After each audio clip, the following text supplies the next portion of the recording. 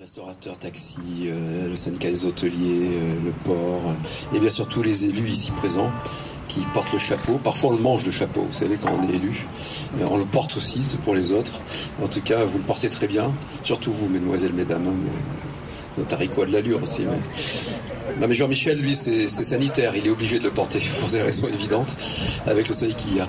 Très très heureux de nous retrouver pour parler culture, parler d'événementiel, parler de l'été. L'enjeu, c'est toujours le même, tous les ans. C'est à la fois d'apporter du plaisir, de l'émotion, de la sensation, de la vibration, de la poésie. Bref, ce qui fait le sel de la vie. Et puis, c'est un enjeu aussi d'attractivité économique, puisque par l'événementiel, par la culture, par le partage, on crée de l'attractivité, on crée du séjour et on donne un contenu à la destination pour que non seulement les habitants que nous sommes ressentions ce plaisir partagé de la rencontre culturelle, de l'émotion culturelle, mais aussi que les visiteurs trouvent un contenu, une offre qui leur permette de satisfaire leur séjour et d'apporter un supplément d'âme et un supplément de spiritualité, un supplément de joie au séjour à Cannes. Donc c'est un enjeu pour le tourisme, c'est un enjeu pour la culture, c'est un enjeu pour l'économie, c'est un enjeu pour l'attractivité. Et c'est bien toutes les dimensions de la culture. Je vous épargne mes éternels propos en la matière, mais que je plaide urbi et orbi depuis longtemps, que la culture est évidemment, comme le sport, sont les deux piliers d'un épanouissement individuel et collectif, sport et culture, puisque par la culture, on peut s'émanciper individuellement, échapper au déterminisme, se créer un capital de connaissances, d'émotions, de confiance en soi, qui est essentiel dans la vie et qui nous permet de ne pas nous laisser enfermer, soit dans le déterminisme social, soit dans les trappes identitaires. Donc c'est en ça que la culture est une source d'émancipation formidable. Et puis la culture, c'est aussi le partage horizontal d'une émotion face à un spectacle vivant ou d'une transmission face à un patrimoine. Et c'est ce qui permet là aussi à un peuple de ne pas être qu'un agrégat de population, mais par la culture, on est un peuple.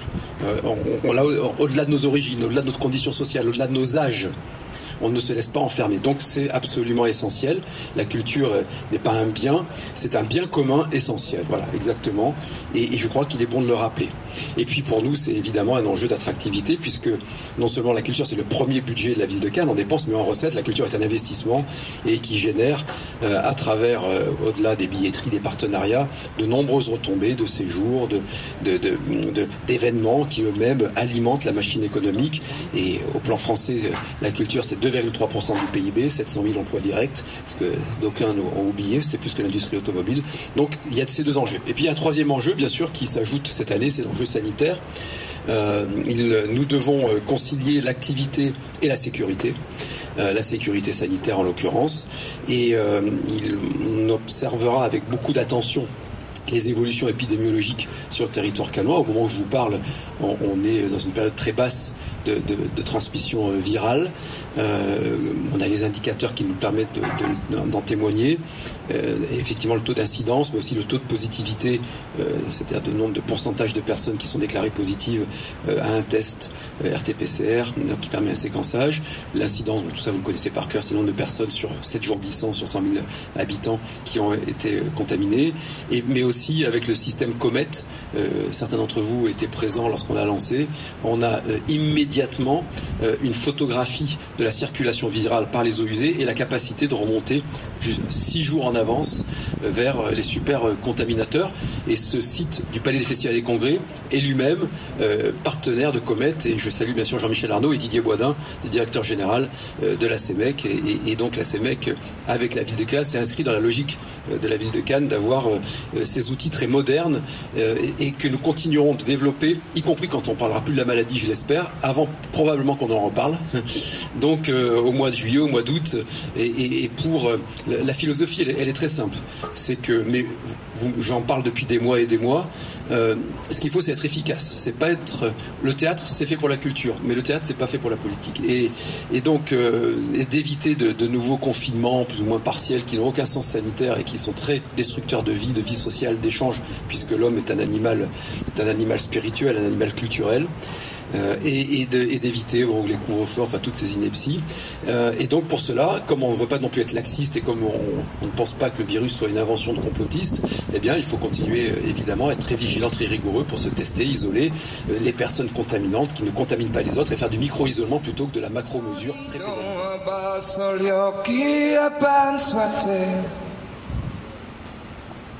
Come stai? E penso a te. Dove andiamo? E penso a te. Lei al telefono e intanto penso a te. Non so con chi adesso sei, non so che cosa fai, ma so di certo a cosa stai pensando.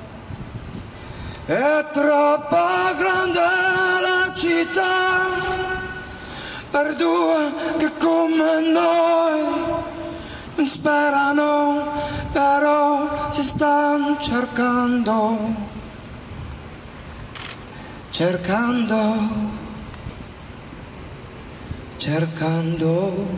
Merci beaucoup.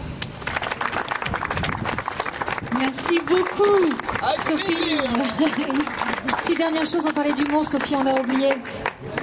Je rebondis sur Jamel Comedy Club. J'ai totalement zappé et j'espère qu'ils vont m'excuser. Bunaimin, un des reports de performance d'acteurs au Palais des Festivals le 10